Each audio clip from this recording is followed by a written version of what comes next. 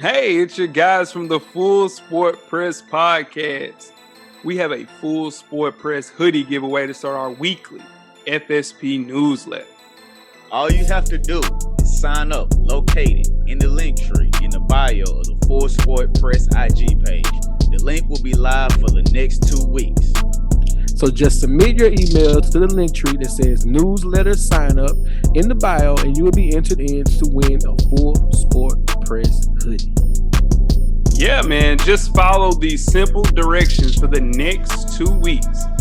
And don't forget to tell a friend. To tell a friend. To tell a friend. That the revolution will be podcast.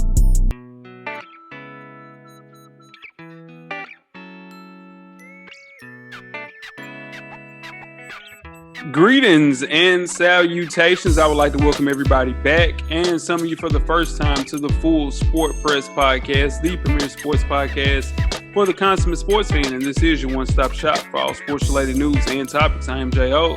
It's your boy, Big Jeff. Wezzy's out on assignment. Shout out to Wezzy. We'll see you next week, my guy. Coach Like back in the building. Say what's up, Calvin. What's happening, fellas? Everybody doing all right? Yeah, man. We here, man. Another week for sure. Yes, we are. We are. Jeff, how you doing, man? Good, brother. No complaints. Yeah, nothing wrong with that. You looking well? Hey, man, I got a haircut. You feel me? Yeah. Yeah, dog. Yeah, I got a haircut. I feel you. Some things make you do it. I get it. Some things you can't avoid it sometimes. I feel Hey, man, I tried. I fought the fight. I was the last one standing. Literally. I made it. Literally. Literally, dog. You should have seen when I took off my hat, my barber. The look on his face. Disgust. The fear that he encountered cutting my hair. Now, shout out to B Moody, man, my guy, man. Episode 342, man. We're handing out the 2020 NFL Midseason Awards. FSP style. Always FSP style. You better damn know it, Coach. And you better damn believe it. Let's kick it off, man. Best of the week, Coach. What you got? Man, we talked about this a little bit in past episodes, but it's official now that the NBA will restart in December. So I'm glad we're going to get that basketball here real soon. Sure. Most definitely, man. Christmas Day hoops, man. Christmas Day hoops. Hey, hook or crook. The NBA finna get it going, ain't it? Jeff, what you got? Best of the week, buddy. All right, man. So Canelo Alvarez has finally split with Golden Boy in the zone. We talked about that a little bit earlier. So he hasn't fought in about a year, and it's looking like his first fight is going to be December 19th against Nashville's own Caleb Plant. Ooh, that's big for that boy. Heard that here first. Breaking news right there. Hey, man, I had to put the breaking news behind that for sure. That's a big deal, man. My best of the week is the Pittsburgh Steelers. They bought dinner for election workers on Wednesday night. The caterer, the Goose Express, delivered enough food for 65 people. And the Steelers said it was figured that their way to give back to the community an opportunity to help them out and giving back. So shout out to the Steelers, man. Classy move by the Steelers. That's all right there. Most definitely. Worst of the week, Coach. What you got? Man, injuries to my Niners, man. They just keep piling. I've never seen anything like it. Never in my life have I seen a team be as injured as my 49ers, man. Anytime you go into a game and you don't know if you're going to have any wide receivers on the roster, you know it's bad. Yeah, for sure. $80 million on the injury reserve. That's nuts. It's nuts, for sure. Jeff, what you got worst of the week? Keep it in boxing. Young Deontay Wilder is making more wild claims about Tyson Fury. Allegedly, his gloves were loaded in the fight, on top of wearing his larger-than-life costume to the ring. Tyson Fury's gloves were loaded. That's what happened. Look, Deontay, you lost, baby. You lost. Yeah. You can't make these claims. Even if the gloves were, I've seen all the videos saying that it looks like his gloves were a little bit lesser of a weight than Deontay's were. I've seen the videos. It looks promising. But Deontay, you can't say this. No. You just got to take the loss. Take the L. Most definitely, man. Shout out to Deontay Wilder. You got to get back in there and get a W. My worst of the week is Lamar Odom, man. Allegedly, man, LO has relapsed, broke off his engagement with his fiance. She stated that he desperately needs help, end quote. Godspeed to LO. Hope he gets the help that he needs, man. Praying for you, dog. That's rough, man. Yeah, that's whew. Man, Yeah, I thought man. he was all right, man. You He know, I was thought all he right. was on the Yeah. up and up, dog. He was all right too. That's the crazy thing. He was all right. And now it's just Goodness. Yeah. sheesh. That's Super tough. song. Yes. That's tough. Shout out to LO. Shout out to him, man. And make sure y'all check us out on iTunes, Facebook, IG, Google Play, Stitcher, Spotify, Beyond Pod, YouTube, and of course, the SoundCloud page to catch up on the full archive of past episodes of Full Sport Press. How do you do that? Just search Full Sport Press Podcast. When you get through doing that, make sure you check out the On Deck TV Hip Hop Podcast with Animal Brown and Spike Lee every Wednesday. The latest issue is up, the Rapper Athletes episode, where they interview NFL running back Jonathan Hillman. So y'all make sure y'all go check that out to get a perspective of rappers / athletes doing it all together. Yeah, man. Everybody wants to be a rapper. Everybody wants to be an athlete. That guy's lucky enough to be able to say he did both, for sure. Thanks. Most definitely, man. Fresher Than Your Average podcast, featuring myself and my dog Animal Brown. It's a self-help fashion podcast directly related to improving everyday fashion. We have a new FTYA IG Live. The last one up is one with the Lousy NY. Check that out. Pull up on us on the IG page. Also available on youtube.com/realville. Wear your kicks, man. Cop responsibly. And while you're doing that, cop from us, the Realville Family Patreon page. We have Full Sport Press on Deck TV, Fresher Than Your Average, and much, much more. Be on the lookout for our Patreon family page. We're going to put up some sneak peeks up on our feed to see what that sounds like. If you're interested, support the team. For sure. Jeff. Yes, sir. You are up, man. 10 good wrestling seconds. Ready to start the clock. Let's do it. Let's do it. Ah, man, it's been 30 years, guys. But Undertaker debuted 30 years ago at the Survivor Series. All right. So it's only fitting that this year, the Thanksgiving tradition, Survivor Series is going to be Undertaker's last moment, I guess.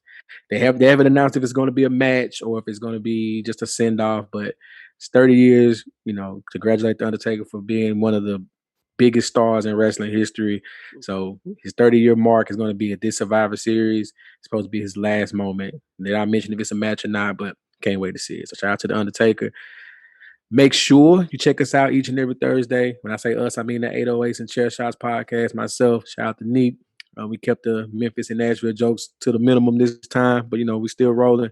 You get your wrestling fix each and every week, man, every Thursday. Sure, man. Now, tweet us with questions throughout the week at Full Sport Press. Don't forget to comment and give us a thumbs up or a thumbs down on the YouTube page, on the iTunes page. Please rate and subscribe, and more importantly, don't forget to tell a friend. To tell a friend. To tell a friend. That the revolution will be podcasted. And before we get started with the first half, Jeff, do you have a yellow box of Cheerios award recipient for the listeners? I do, Jay. All It right. is going to be Wendell Carter Jr.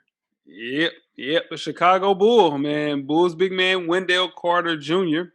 got caught being a little horny on the Twitter timeline. And Twitter had a field day. Rapper, Wild 'N Out regular, Justina Valentine uploaded a link to her calendar. And Wendell told her to check her DMs. Not once. Not twice.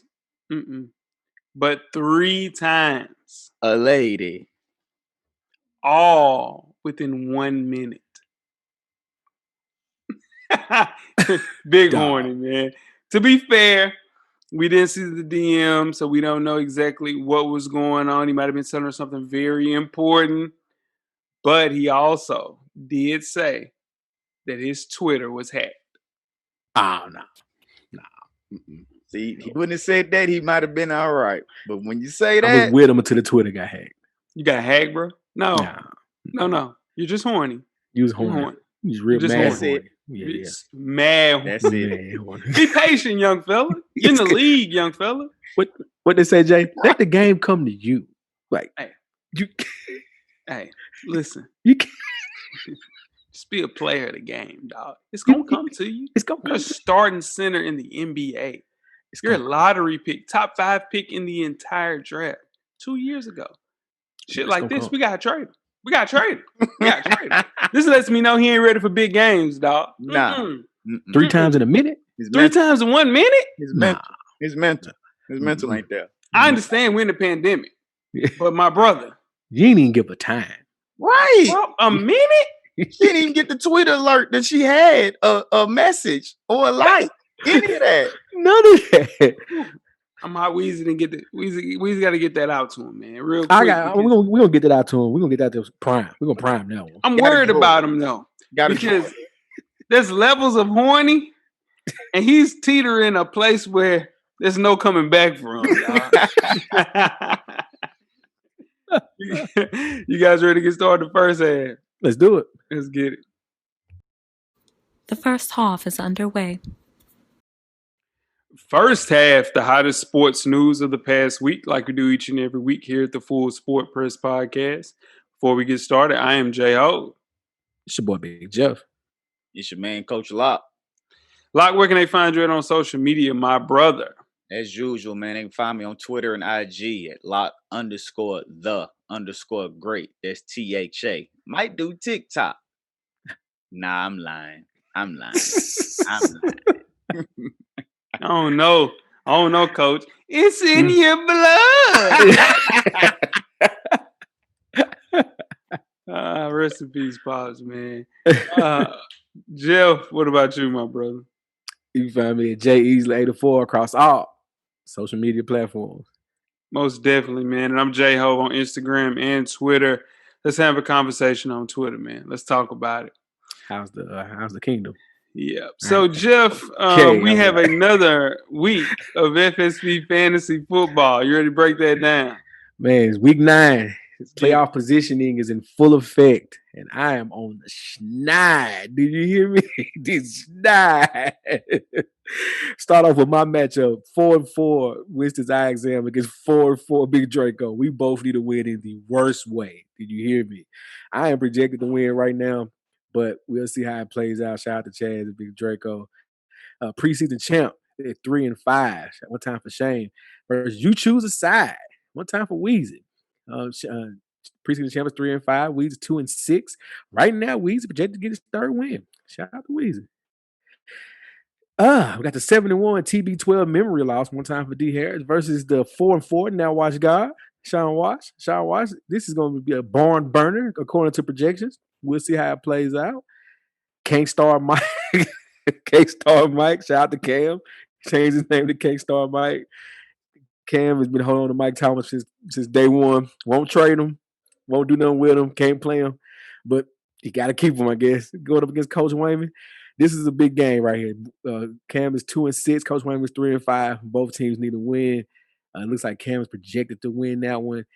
And we have Vandalay International. One time for Reagan's paying attention now, guys. He's paying attention. He's 3-5 versus Kanye. 2024 now, 71. Shout out to AB. Reagan's projected to win this one. Again, he's paying attention, setting his lineups, making some moves. Shout out to Reagan. And lastly, we got Show Me Them TDs. One time for Parham. I know he's listening. At 3-5 versus A Royale with the cheese. Shout out to Twin. Twin is at 6-2 and Parham is 3-5. And right now, Parham's projected to win this one because Twin was not paying attention and played a running back for the Packers who has COVID in the Thursday night game and forgot to take him out. Shout out to Twin. But he does have DK Metcalf, who played against me last week, who gave me a 45-piece. He also has Russell Wilson, who also gave me a 42-piece. You're not winning when you play 2 players and give you 45 and 42. Yeah. That's what happened to me. Hands up, Jeff. I got 2. It's all I can do. So that's week 9 of FSP Fantasy Football Breakdown. So AB is the lead dog in that right now? AB is number 1. Twin is number 2. And I'm 4th some kind of way at 4-4. It gets ugly. It gets ugly after them 2. Everybody else is just fighting for position. You still got a chance, Jeff. Just get to the playoffs. I'm fighting, Coach. That's all I can do. Keep fighting, brother. Let's keep things within the NFL. The 2020 NFL trade deadline did not produce the kind of action we expected, with very few teams showing a willingness to pay the prices required to acquire the top players available. Several trades were made, though, and they have potential to be really, really detrimental as far as contending teams over the second half of the regular season and the playoffs. Which teams made the right moves? Which teams failed to address their roster's weaknesses? Let's start off with some winners. Coach, who you got as a winner? My first one, I have Avery Williamson, the veteran inside linebacker, got out of the depth of hell called New York Jets to the undefeated Steelers. That is how you move. Now they can figure out what they want to do because he will be a free agent, but they only gonna have to take a $1.5 million salary from him. He's 28 years old, and he gonna be behind Robert Spillane and Vince Williams. But to be able to get out of New York Jets to the Pittsburgh Steelers, who are looking like Super Bowl contenders, is definitely a win. That's a Tennessee kid, man, from West Tennessee. Mm-hmm. Yeah, no, for sure. That's a Devin Bush play right there. Oh yeah, you lose Devin Bush for the year. Yeah. I'm gonna have to lose him on my man because he want too much money. Jeff, what you got, man, as a winner? Give me a winner. I got the Tennessee Titans as a winner. Picking up Desmond King for just a 6th-round pick. Desmond King's not too far removed from being an all-pro, I believe. Well, Pro Bowls, obviously. You know what I mean? 6th-round pick for that type of talent. He just needs a restart. I think you got a starter for a 6th-round draft pick. And I think that's a win for the Titans. Oh, sure. Bouncing back with Adore, they had help, and they needed it in the worst way at the cornerback position. I think that's a great one. It's one of my winners as well. My number one winner, man, is the Seahawks. Pass rush has been trash. Very underwhelming this season. One of the reasons why the team has allowed a league worst 358.7 passer yards per game. That's 358 passing yards a game, y'all. Nuts. And the defense only tallied just 12 sacks in 7 games. So you bring in a Florida Gator like Carlos Dunlap, employee number 96. He gives the Seahawks much needed depth and talent on the defensive line. So big win for the Seahawks. Another winner, Coach. Who you got? My other winner was the Titans, like Jeff mentioned, man. Desmond King was my guy on Madden last year. I tried to get him this year, but they was not going. So, like you all mentioned, helping Adore, and then he's going to be able to help on special teams. So they got to win with that for sure. Yeah, I had Avery Williams as well. So Coach had spoke on my 2 winners already. But I'll give another one just off the strength. In the Baltimore Ravens getting Ngakoue. That was a smart move by them. It's another win now move. To me, anyway. Baltimore knowing solidifying their defense even more, giving Lamar Jackson some more time just to get his offense together because that offense has to do a little bit better. Let's be honest, it hasn't been performing the way it did last year, but they got their defense better with that pickup right there. Yeah, no, for sure. I had the Titans as well. You bring in Desmond King in 2018, he was the highest rated cornerback in the entire NFL. So bring him in. The only thing you worry about with them is their availability at the linebacker position. You have a bunch of players that are injured. You have a bunch of players that just aren't playing at the highest level. You get rid of Vic Beasley. I think you maybe could have traded to get, a J.J. Watt or Ngakoue or somebody like that to kind of help you out. So Titans, though, still a winner, man. They need it. They got to get off the schneid. Let's move on to the losers. Jeff, who you got as your first loser?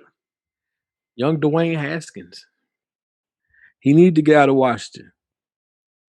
They don't want him. He needed to go somewhere where he can at least be a backup, learn a little bit from a veteran, try to figure this out. Somewhere like Pittsburgh or something like that. Just try to figure this out because he's got the talent.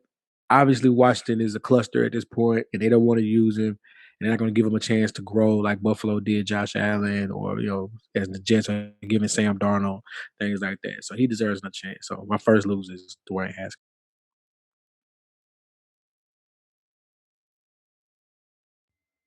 Coach Locke, who you got?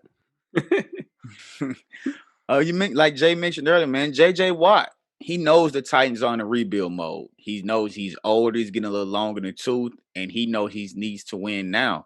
And the Texans are not going to do that. They are not winning. They've only won 1 game, and now he's going to be stuck in Houston. So J.J. Watt is definitely a loser because he did not be able to get out of there to play for a contender. Yeah, man. I have the New England Patriots. The Patriots weren't real buyers or sellers at the trade deadline.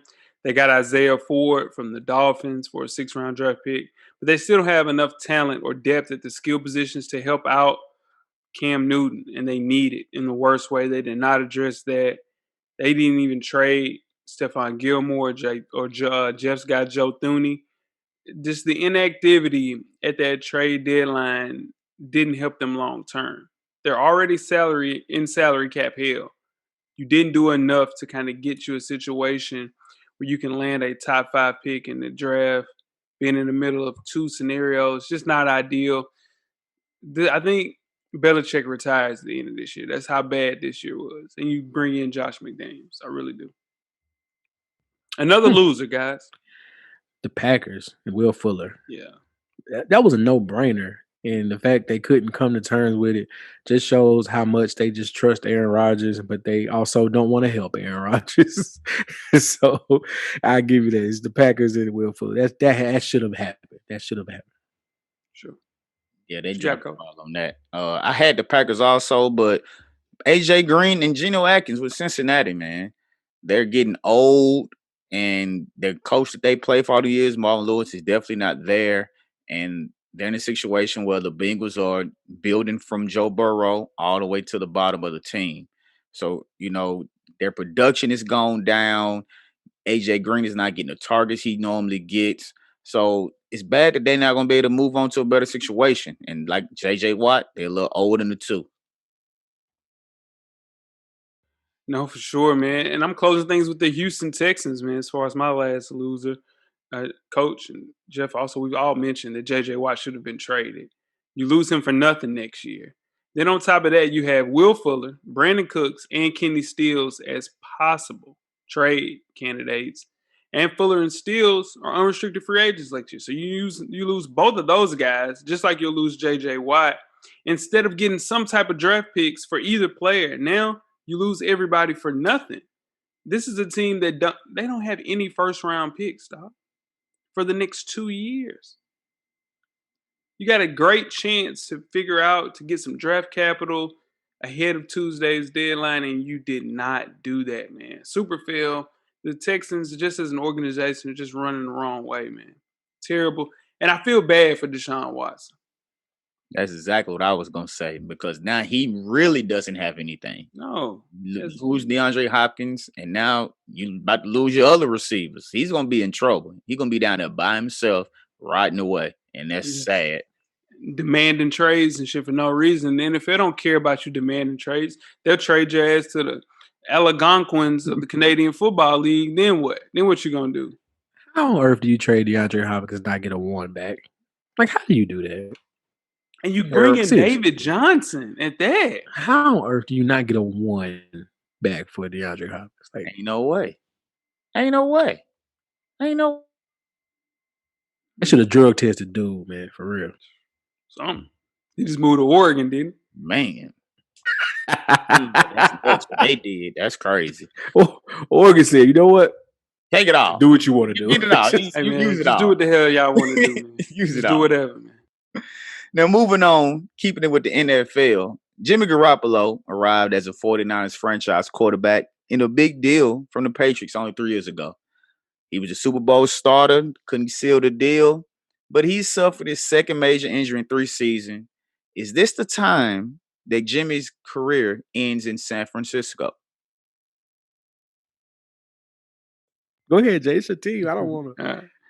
All right. So what my front office did, man, we gave ourselves time to kind of figure out, hey, how do we want to do this? So we did it basically a front-loaded 2-year deal with Jimmy. As a result of that, you had a chance with D Ford and Emmanuel Sanders. We let Emmanuel Sanders go. Kept D Ford, traded DeForest Buckner. We don't have a pick in the second, third, or fourth rounds of the 2020 draft, y'all. So, in turn, we have options now. We could go get Sam Darnold.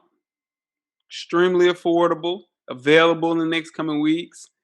I think Mike Shanahan's son, Cal, Shanahan can figure out a way to unlock him. Sam Darnold isn't bad, y'all. He isn't bad. He's just not a situation where he's been used the right way. I guarantee Trevor Lawrence is going to look bad with the Jets if he goes there. Or we could go Derek Carr. I know he's better than in certain situations. It's going to be cap friendly. I'm just worried to figure out what we're going to do as far as the options. Those are the two options that we had. Or we could go the Fitzpatrick way or something like that. If those are the options, Jimmy G is the best place to go. We'll stick with him for another year. You left one out. That's going to be out there for you. Signed a 1-year deal in New Orleans. You got Jameis. See, that's the thing, man. You got Jameis. If we shortening up the playbook for Jimmy, that bitch gonna be 4 plays for Jameis. Nah. See, don't do him that kind of way. No, I love Jameis. This is my it never favorite. was here. It never was the intelligence. It was sight. No. It ain't got nothing to do with intelligence. It's the ability to make decisions when people are. And our offensive line isn't that great, so. I'm not knocking the intelligence of Jameis. I think Jameis is a great kid. I would love to have Jameis as my quarterback, but I would take Jimmy before I would take him. Well, I thought Jimmy had soul. Whoa. Jimmy still got soul. I said we stay another year because we don't have enough. I'm not getting. Listen, if it was up to me, we'll draft Justin Fields and stick it and figure it out. Listen, as of now, we projected to have $20 million in cap space. Now, not include teams that are well over the cap, that still puts us in the bottom of effective spending power. Trading Jimmy when the new league begins will recoup us $24 million against the cap, and we'll only have to eat $2.8 million of that. Now, we're currently 4-5 with a hard schedule remaining. We still got the Saints, still got Seattle, still got Arizona. So we could get a good draft pick based on our record, but we got to get a high draft pick for this to work. And I don't think even trading Jimmy and the pick that we're going to get because our record is going to be enough to get us high enough to get Justin Fields or Trevor Lawrence. Now, there are a few quarterbacks out there that may be able to get the job done, like your boy Kyle Trask. He's looking pretty good this year. But under Kyle Shanahan, he might be able to be the answer that we need. But we don't know. I just don't see nobody taking on Jimmy's contract, paying that $24 million. Yeah. Mm-hmm. This is the thing. Jimmy can go and beat Jimmy somewhere else. The thing I worry about with Jimmy is the fact that we haven't really seen him at 100%. Also, with that great offense to go along with that great defense. So I think we bring it back, run it back one more year, add some pieces at the wide receiver position. We'll be fine. Go ahead, Jeff. I'm good. I like what both people are saying. Like both of y'all are saying. Like it makes sense. Running back another year or go get Kyle Trask, someone like that. Kiss my ass, Jeff. You guys ready to get started with halftime? Let's do it. We're at the midway point. Enjoy all of the halftime festivities. Halftime. In case you missed it. Y'all like my J-Hope impersonation right there? All right. This is your host, Big Joe. Shout out to J-Hope and Coach Locke. J-Hope let me do this one time, so I'm gonna try to do my best with it.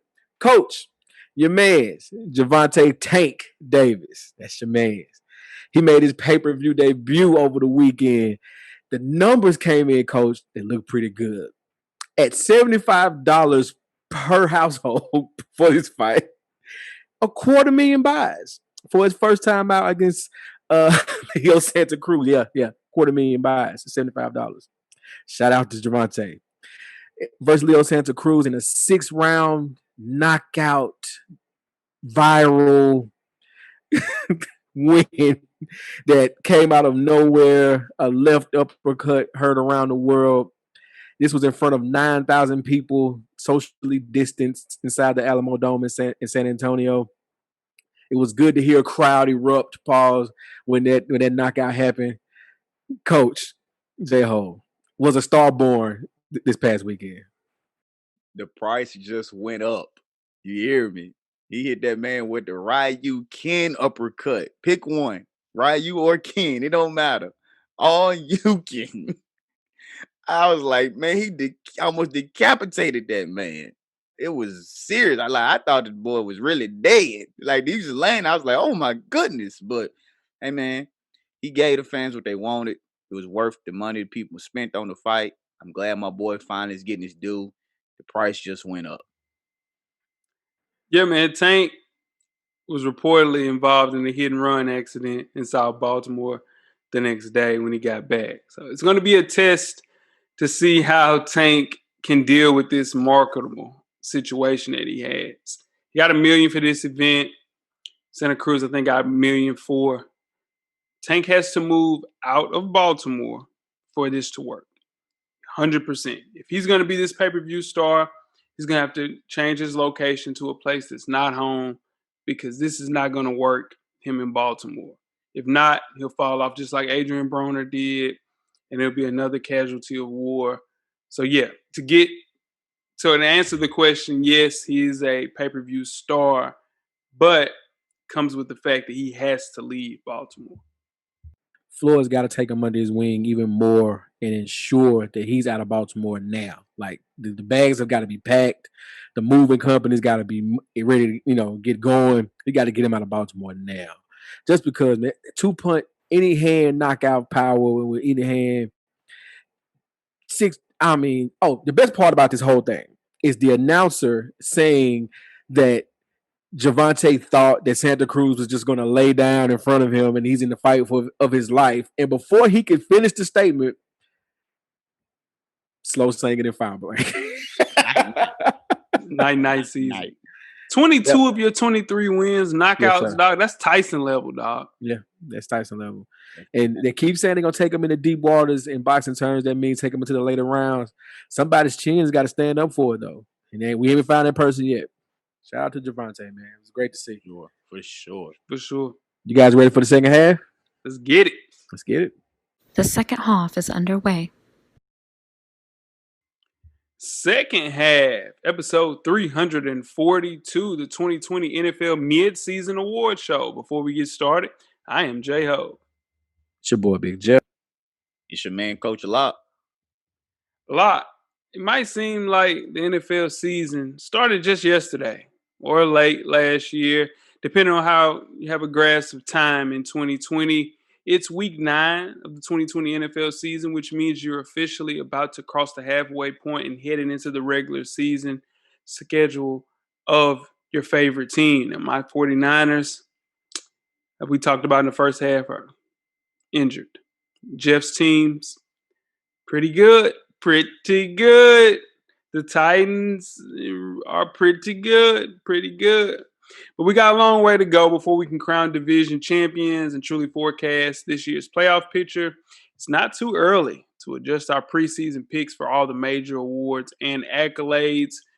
Go back to episode 335, where we gave out all of our preseason predictions. Now we're going through every mid-season prediction and the postseason situation as well. Let's start off with question number 1. Offensive Player of the Year. Now, my mid-season prediction was Kyler Murray. What you got, Coach? My preseason prediction was Russell Wilson. I was kind of close, but he won't win this award now because we'll discuss that a little later. But my mid-season prediction award, I'm going to go with Pat Mahomes. 21 touchdowns, 1 interception. Team is 7-1. Kansas City is just, it's crazy to say this, but they're flying under the radar. They're right back on pace to be back in the Super Bowl. And it's all because of Pat Mahomes and a few additions, but I think he's going to win this Offensive Player of the Year award. All right. My preseason pick was Lamar Jackson. Okay. Then this award normally goes to a quarterback, unfortunately. I think this is the year that changes. Offensive Player of the Year, Derrick Henry. The most important offensive weapon in the NFL right now is Derrick Henry. I know they had a rough game against Cincinnati. I get it. Take that out every other game. If they don't have him, they're not close. They're just not. Like, he's the offense. I know Tannehill's having a solid year. AJ Brown is coming along. But Derrick Henry is that team. He's the most important player. Give me Derrick Henry. Of course, my preseason prediction was Kyler Murray. Let's go to the postseason here. Or is it mid-season? Mid-season. My mid-season. Okay. My pick is Alvin Kamara. Very similar to what Jeff was getting into. Michael Thomas missing the bulk of the season. Drew Brees showing signs of decline. Kamara has been the engine to the Saints, man. He leads the league in yards, scrimmage yards, even 7 yards per touch. It's helped the Saints get through the injuries, whatever the hell's going on with Mike Thomas, and he's just dumping off passes to Alvin Kamara, man. So no one offers as much electricity, versatility, and video game production like Alvin Kamara. This is the year, man, for sure. Next award, Offensive Rookie of the Year. What you got, Coach? Preseason, I had Joe Burrow. In midseason, I have Joe Burrow. You know, he's led the Bengals to as many wins through 7 games this season as they had during the entire 2019 season. He leads the league in attempts and completions and is on pace to throw for 4,500 yards, with 22 touchdowns and 10 interceptions. He's also completing 67% of his passes. Now, if he can keep this up, he's going to get this. But there's another guy that's right on his tail by the name of Justin Herbert, that if Joe takes a bad few games, he could come in late and steal this award. But I'm going to still stick with Joe Burrow. Yeah, I agree, Coach. My preseason was Joe Burrow. My midseason is Joe Burrow. The thing is with him, that team is so bad, he's got to throw 30, 40 times a game. Justin Herbert's team, yeah, they have a losing record as well, but they're competitive, though. The Bengals are, kind of competitive too, but Joe Burrow is throwing for his life every game, all game. So I think he's going to put up the numbers where you can't avoid not giving it to him. My preseason pick was Jonathan Taylor of the Colts because I knew Phillip Rivers' arms wasn't going to hold up.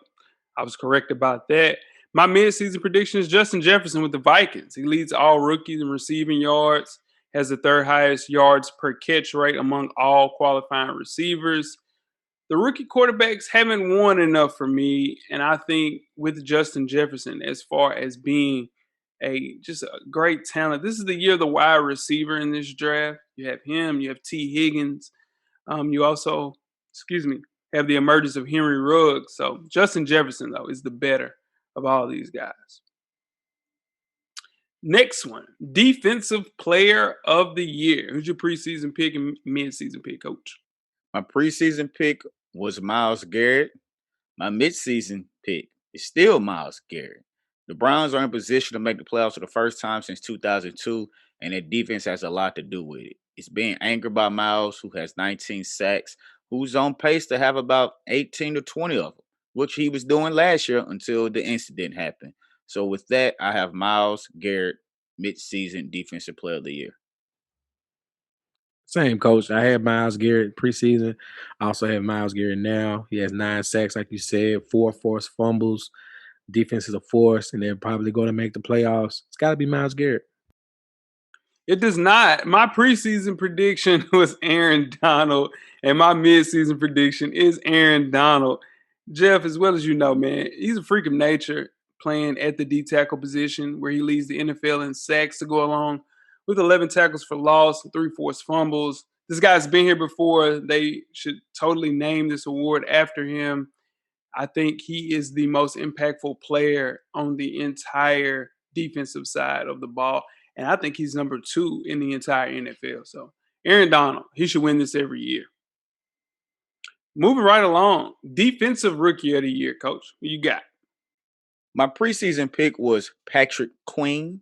My midseason pick, I'm sticking with it. Patrick Queen. He has 48 tackles, 2 forced fumbles, and 2 fumble recoveries with 2 sacks. And he's fulfilling the Ravens' defensive desire at linebacker, which they were missing. He has the Ravens defense, well, not just him alone, but he stepped in and helped that Ravens defense be the defense that they are. So I'm going to stick with my preseason pick of Patrick Queen. Solid pick, Coach. I had to do a toss-up on this one myself. My preseason pick was Chase Young. I wanted to go with Patrick Queen for the midseason, but Chase Young is doing just enough for the football team. If you sneaky watch those games, that defensive front, scary. And is anchored by him, the rookie. He's going to be there for a while. They got that pick right. They got that pick right.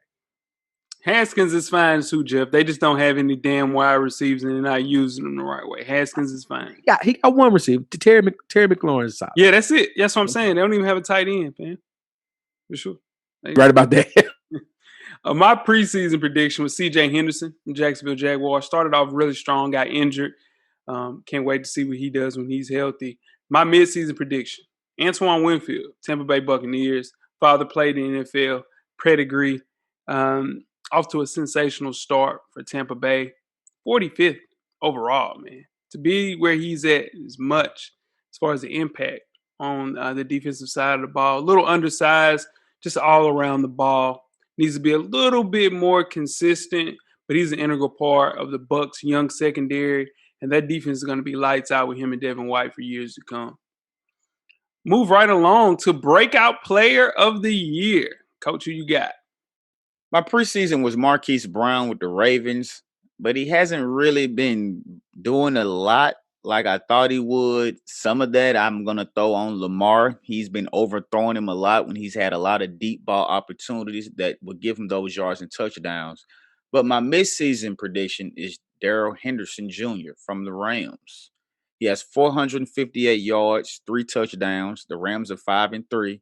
And last year, he only had 147 yards and 0 touchdowns. He also has 120 yards receiving and 1 touchdown to go with that. So he's helping that Rams offense have a little more offensive production. So I went with Darrell Henderson Jr. from the Rams. Yeah, I owe Darrell an apology, and I'm going to get to that a little bit later on. So my preseason pick for breakout player of the year was Kyler Murray. My midseason is going to still be Kyler Murray.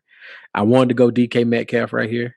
It makes total sense because DK Metcalf is now a number 1 unquestioned wide receiver in the NFL. He's number 1. He's wide receiver 1. Don't worry about it. Just put him over there. He's fine. But Kyler Murray is anchoring that offense. He's doing everything you ask of him. He's making the throws. He's making the right reads. He's making the runs with his legs. Kyler Murray, man. Right. So my preseason prediction was DK Metcalf, Seahawks. Yeah, Jeff, got it right. My midseason prediction, I'm going to stick with DK, making a name for himself. Clearly a number 1, like Jeff mentioned, moving into conversations as far as top 5 wide receivers in the entire NFL. Tied for the league lead in touchdown receptions with 7, second in yards per reception, 4th in yards receiving. This is a good problem for Russell Wilson. He has Lockett. He now has DK. Got a reliable tight end. This is the thing, man, that you see with DK. They're going to have to pay him, and he has to figure out a way to take that nose ring out. But other than that, DK is a baller, man. A baller for sure. Next one, comeback player of the year. Who you got, Coach? My preseason was young Cameron Newton with the Patriots. See how that's going. He's not playing well. Doesn't have a lot to play with, but, that fumble that he had that could have put them in position to tie the game was a real big no. And he admitted that. That's what I did like. He did admit that's on him. But I got to go with Alex Smith, man. To see him come back from the gruesome leg injury and to get in the game for the Washington football team was great. Even though he got crushed, that's not his fault. But that's good. It showed that the leg held up through that. So I got to go with Alex Smith for comeback player of the year. Can't argue that, Coach. Preseason pick was Cam. COVID happened. Man, I'm afraid we will talk about that some other time. But COVID happened to Cam. My midseason pick is actually Ben Roethlisberger, but it's going to be Alex Smith. It's just the fact that he even made it on the field. You got to give it to him because after that injury, my goodness, Alex Smith. My preseason pick was Aldon Smith, Cowboys. He started off really good, man. A couple of sacks, like 4 or 5 sacks, and now that team's just everybody's tanking. My midseason pick, man, I really want to go with Alex Smith. He deserves all the credit in the world, like you guys mentioned. But to see Ben Roethlisberger flat out play the way that he's playing, and I hate Ben Roethlisberger, but the way that he completes nearly 68% of his passes, on pace to 34 touchdowns after missing the entire 2019 season, he's seamlessly returned himself in the top 10 form in the entire NFL, the quarterback position, man. So can't knock that, but I would much rather give it to Alex Smith for sure. Next up, sophomore slump. Who you got, Coach? My preseason pick was McCole Hardman from the Chiefs. See how that didn't work out. He's performing better than I thought he would. Not off the charts, but not bad enough to be a sophomore slump. But I'm gonna tell you who is Daniel Jones. It's not all his fault because he doesn't have Saquon. He had 3,000 yards, 24 touchdowns, 12 interceptions last year. Right now, he has 1,600 yards, 7 touchdowns, and 9 interceptions. So that's not how you want to bounce back after that freshman year per se. So I went with Daniel Jones with the Giants for my midseason prediction. All right, so here's why I owe Mr. Henderson an apology. So I had Daryl Henderson here as my sophomore slump simply because of the Rams' backfield. Well, injuries happen. Daryl stepped in, and he's not giving that spot back. He's not. He's the number one running back for the Rams. So, sorry, I owe you an apology. You playing well. Got my fantasy team rocking in another league. Got us rocking. Got us rocking. Man, shout out to you. But who I will choose is my mid-season pick. I will agree with Coach. And only because I didn't expect much out of this player, but the New York hype called him Danny Dimes and things like that. And he's it's still Daniel Jones. It's still you can't make the throws that you need to make. I'm pretty sure your GM is about to lose his job at this point. Sorry to say, it's Danny Dimes. Oh, Danny Dimes, man. His numbers are worse than Jamarcus Russell. Don't ever let that go. 2 years, his numbers worse than Jamarcus Russell. That's the end of the discussion. But my pick is Ed Oliver, man. 9th overall pick. Ed Oliver flashed major upside as a rookie. He's mostly just been another guy, just a jag out there, man, in 2020. With Oliver, this setback is huge for the entire defense of the Buffalo Bills. They made their money up drafting, really well in the defensive line. They drafted AJ Spencer, so he's going to look good there. But Ed Oliver, this is supposed to be the year. And on film, he's just looking like another guy out there, man. And, I love Ed Oliver. So figure it out, Jeff. Figure it the hell out, man. Let's get my boy going. Next question, fall off player of the year. Who you got, Coach? My preseason pick, Jeff, I got to apologize to your boy, Devin McCourty from the Patriots. He's kind of on pace to do what he did last year. So I'm going to go on record and say, my bad, Devin, my bad. But my midseason pick is Ezekiel Elliott from the Cowboys. Last year, he almost had 1,400 yards with 4.5 yards per carry with 12 touchdowns. Right now, halfway through the season, he has 521 yards and 5 touchdowns and only averaging 3.9 per carry. So he's barely on pace to reach 1,000 yards. Behind that offensive line, that's not a good thing. Even though the Cowboys are injured, they don't have Dak, so people can key on him. But, hey, it is what it is. Man, that Cowboys quarterback situation is out of control. But my preseason follow-up player of the year was Tom Brady. Ooh, boy, I got that wrong. And my midseason is going to be not for any fault of his own, but T.Y. Hilton. His quarterback cannot get him the ball. I mean, yeah, T.Y. is not getting open like he used to, true enough. But your quarterback's got to be able to throw you open too, and he's not being able to benefit from that. So my midseason is T.Y. Hilton. My preseason was T.Y. Hilton. I knew how bad it was going to look because the way it looked last year when he couldn't get open, it's the same T.Y. Can't get any release, any separation. We've seen the best of T.Y. Hilton, but my midseason prediction, Sam Darnold. I thought this was the year for Sam Darnold. He started out 2019, 2020 with a spark. You had, Robbie Anderson was there, so he was thinking, all right, he had some people, Jamison Crowder, Le'Veon Bell's there. Then the season started, and they actually played football with Adam Gase as their head coach, and he looks like he's not even ready to play football. He's not prepared. Adam Gase will lose this job. He probably will never coach again, just how bad this Jets team has ran into the ground. Some of the greatest players, Jamal Adams, Hall of Famer, Le'Veon Bell, All-Pro. Then you have Sam Darnold, one of the best young quarterbacks. He looks like shit. He would not be QB1. A mess around not even be QB1 in the entire NFL. And he can blame Adam Gase for all of that. Not a fan of Adam Gase, you can tell. Next question is Coach of the Year. Coach, who you got? Preseason, I had Bill Belichick with the Patriots. I thought Cam was going to come in and, keep them floating right through the NFL. Hasn't turned out like that, as we've seen. But with my midseason pick, I'm going with Mike Tomlin with the Pittsburgh Steelers. They're sitting at undefeated right now. And they're the last team in the NFL that is undefeated. And there's big reasons because of their defense, which is Tomlin's specialty. Now, the thing is, the Dolphins are starting to make a little noise. If they find a way to continue to finish over 500, Brian Flores could come in and steal this award. But I'm going to go ahead and go with Mike Tomlin. All right, my preseason pick was Cliff Kingsbury at Arizona. He's not doing bad. They look pretty good out there. Playoff team right now. Playoff team right now. The Steelers are undefeated though. And Mike Tomlin was doing what Cliff Kingsbury is doing right now, coaching with a team that's trying to figure it out last year, or what Brian Flores is doing in Miami, coach when last year when Pittsburgh was one game out of the playoffs, and Tomlin was getting Coach of the Year conversation then. So you got to give it to him now. I believe if he wins this week, he'll be the winningest black coach in NFL history. He'll pass Tony Dungy. He already has a Super Bowl ring. He's on the cusp of being able to compete for another one this year. So it's Mike Tomlin, man.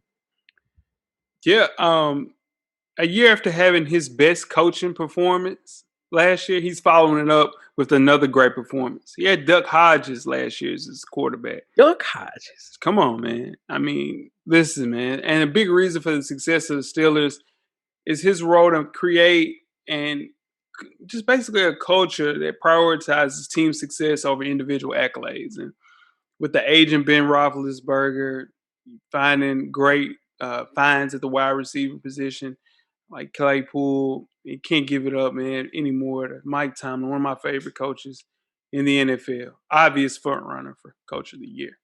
My preseason prediction was Cliff Kingsbury as well. MVP, Coach, who you got?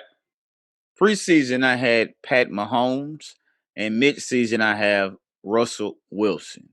He was in a running last year for the first league MVP of his career, and he's even having a better year this year than he did last year. His interceptions are up a little bit, but he's increased his completion percentage, and he's on pace to throw a league record 59 touchdown passes. So you got to go with Russell Wilson from the Seattle Seahawks. 59 touchdowns. My preseason pick was Kyler Murray.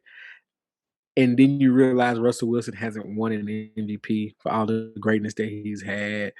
It's Russell Wilson, man. My midseason pick is Russell Wilson. Give this man his MVP. He deserves it. Put it on the mantle next to the Super Bowl championship. He has a chance to win his second one to make up for that pass when they should have gave it to Beast Mode. My preseason prediction was Russell Wilson with the Seahawks. My midseason prediction is Russell Wilson, Seahawks. It's super ironic, man. He's never received a single MVP vote because he's been very, very underrated his entire life. This goes back to college, man. Just a great player. I think he's the best quarterback in the entire NFL. Pretty straightforward with it. And I think we got to give Russell Wilson his roses while we can still, and why he can enjoy them. It's a crime that he hasn't won MVP yet.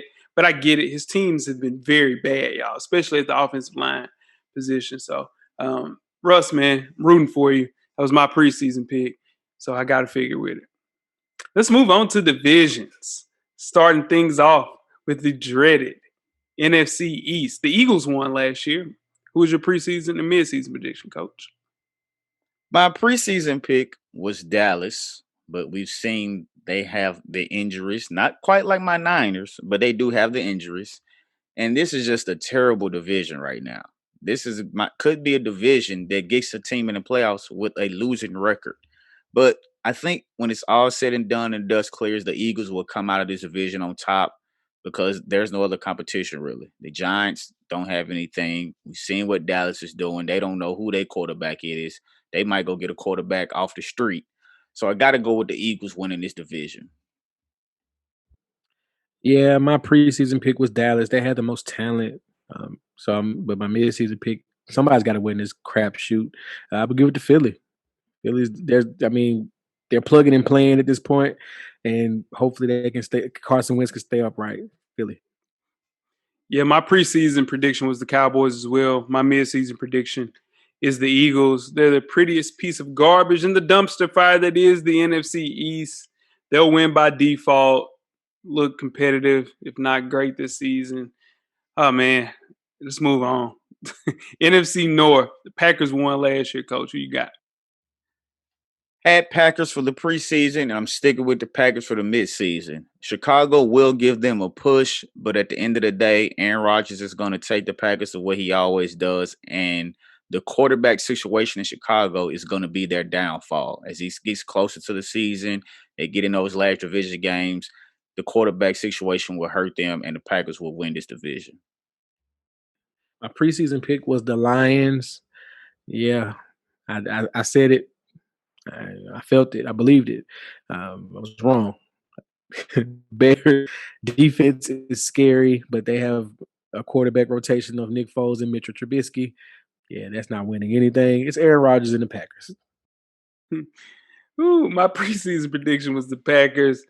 My midseason prediction is also the Packers. They've just been dynamic offensively. They would basically be in a situation where they're damn near undefeated if Dalvin Cook didn't have a game in his career. So I don't think the Packers are winning the Super Bowl this year because they don't have the help and the depth on offense and defense, but they're the best option here for sure. Moving right along to the NFC South, Jeff's division. The Saints won last year. You got, Coach? My preseason prediction was the Saints, but my mid-season prediction, I'm going to go with the Bucks. Tom Brady is starting to come Tom Brady. He has weapons galore, and now you add Antonio Brown to go with that. I don't think the Saints will be able to hold up. I think Drew Brees' lack of ability to throw the ball down the field like he used to is going to come back to hurt them. Alvin Kamara will try to save them the best he can, but I think the Bucks will wind up just pulling this off with Tom Brady at the helm. And my preseason pick was the Falcons. Shoot, man. But to my defense, the Falcons have been competitive. They were competitive those first 4 games, and it could have went the other way. Bad pick. But it was a bad pick. So right now, with all the weapons with Godwin, Evans, Gronk, Fournette, Antonio Brown, it's got to in that defense. It's got to be the Bucks, man. It's got to be. My preseason prediction was the Saints. My midseason prediction will be the Bucks. They've been very good, man, since an opening week loss. They got thumped by the Packers, but here's the thing. If they can figure out a way to unlock and keep Antonio Brown mentally stable within this, hey, man. Brady's going with 7. 7. Because, woo. Let's close the NFC out with the NFC West. 49ers won last year. Who you got, Coach? I had my 49ers win this division, but as we can see that we got high school players out there playing for us because everybody's hurt. The Seahawks will win this division. Russell Wilson is playing out of his mind, MVP status, and he's going to lead them straight through this tough division with the Cardinals and the Rams, which we might be the only division that gets 3 teams in the playoffs this year. But I'm going to go with the Seahawks for midseason prediction. It's very possible. Y'all deserve it too. 3 solid teams right there. Preseason, I had the Seahawks. Midseason, it's the Seahawks. This is the easy one, no brainer. Yeah, my preseason prediction was the Seahawks. My midseason prediction, I'll stick with the Seahawks. Just added Dunlap on that D-line. You get Jamal Adams back soon. Offense was never a problem. The defense needed help. I think they're getting that back with those acquisitions of Adams and Dunlap on that D-line. So go Hawks, I guess. Move right along to the AFC East. The Patriots won last year. You got, Coach? My preseason prediction was the Bills. My midseason prediction is the Bills. I know Jeff doesn't like Josh Allen, but he's playing great, man. You got to give a boy his credit. He had a bad game last few games, but you got to give him his credit. Tom Brady's out of division. The Patriots aren't who they are, and the Bills will win this division. My preseason pick was the Patriots. And I was looking pretty good there for a second. Then COVID happened. So right now, it's the Bills, man. cool. I'm not mad about it. I want us to win. I want us to win every game. And I hope my quarterback can just stop throwing deep routes to the fullback that's triple covered. And we're going to be all right in the playoffs. My God. He ain't did that in a while, man. Not going to give him no credit, man. Come on, Jeff. Nah, Get him some credit. He's having a very solid year. I do believe he's coming back to earth a little bit. Defensive. Let's be real now, guys. He's coming back to earth a little bit. And, hopefully we can find a way to run the ball a little bit more efficiently in the second half because it's about to snow in Buffalo. And yeah. Global warming, Al Gore's internet, you're damn lie. It ain't snowing in Buffalo. My preseason prediction was the Bills. My midseason prediction will be the Bills. Here's the thing I'm worried, though. Buffalo hasn't won a game by more than 10 points. Struggled twice to put away the Jets, got blown out by the Titans, and ultimately looks a lot worse than their 6-2 record. So they find a way to get that defense going, unlock Ed Oliver. Sky's the limit, but I think they'll figure out a way to get past the dreaded Dolphins. Move right along to the AFC North. The Ravens won last year. Who you got, Coach? My preseason prediction was the Ravens. I thought Lamar Jackson was going to keep going with that train. But Pittsburgh has something to say about that. Like we've mentioned earlier, Ben Roethlisberger is playing like the old Ben Roethlisberger. He has them boys undefeated.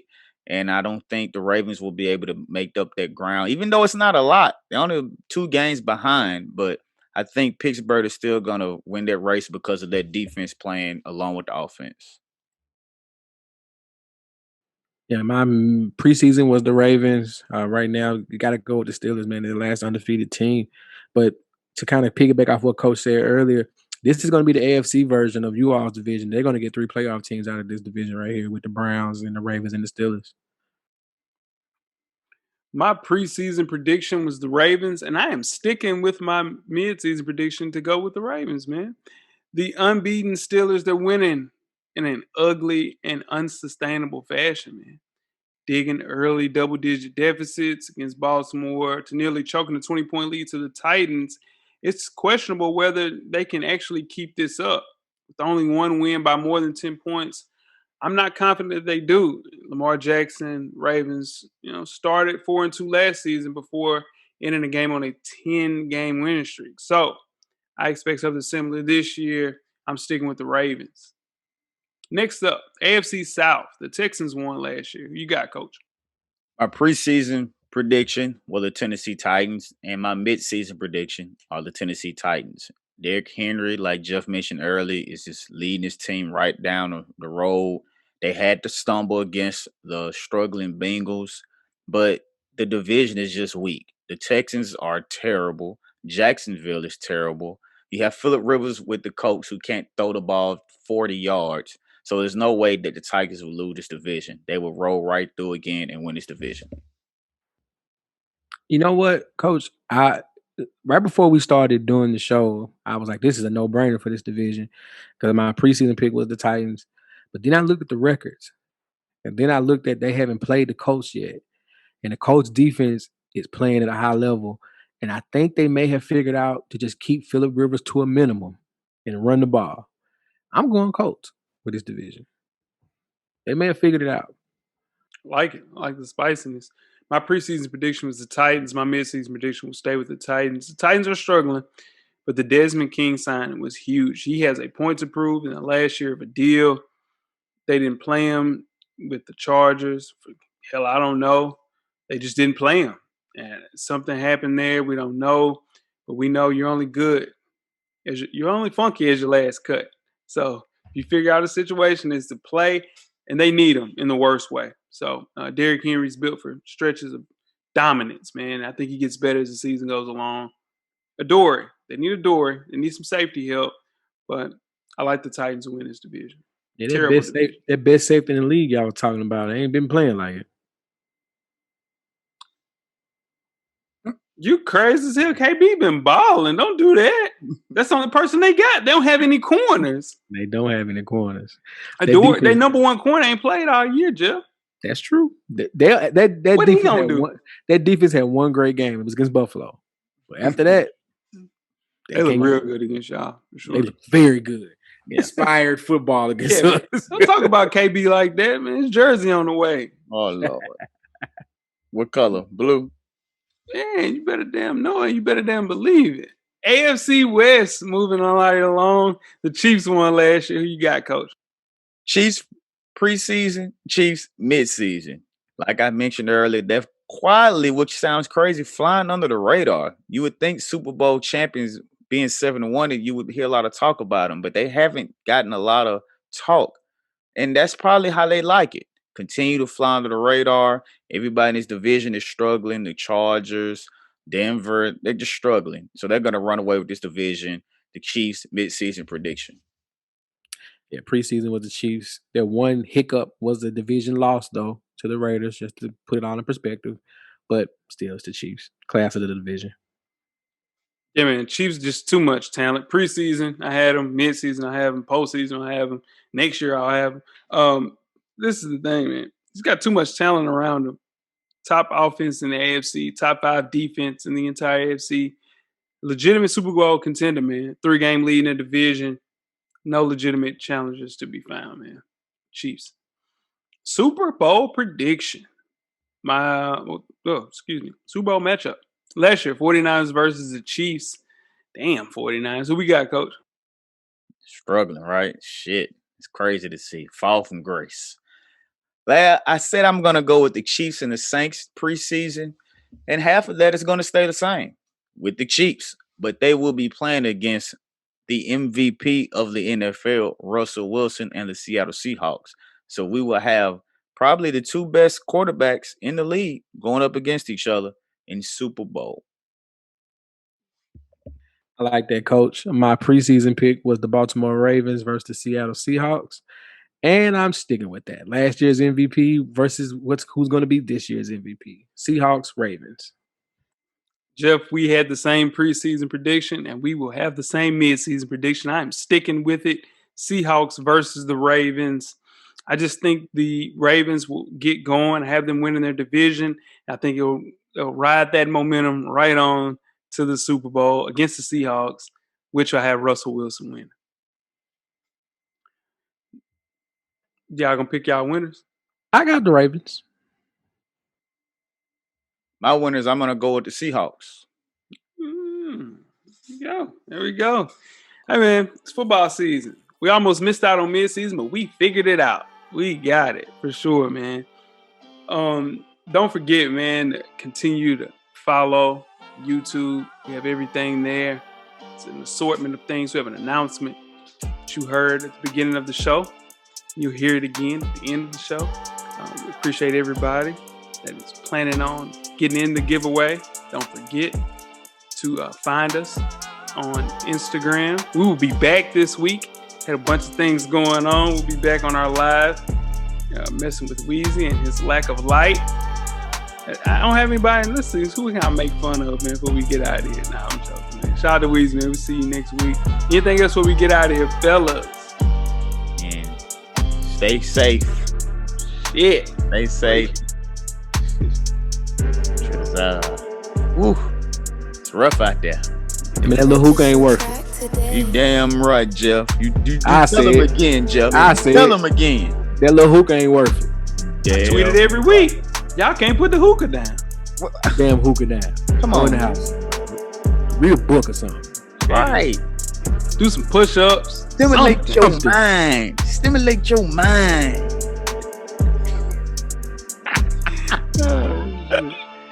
That was funny. Tweet us questions throughout the week at Full Sport Press. Don't forget to comment and give us a thumbs up or a thumbs down on the YouTube page, on the iTunes page. Please rate and subscribe, but more importantly, don't forget to tell a friend.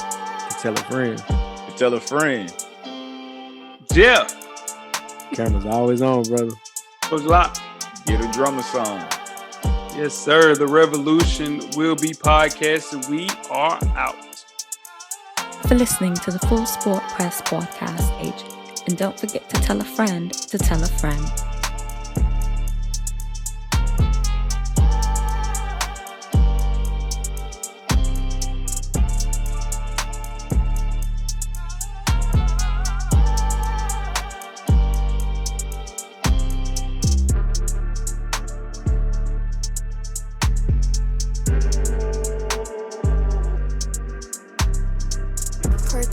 The revolution will be podcasted.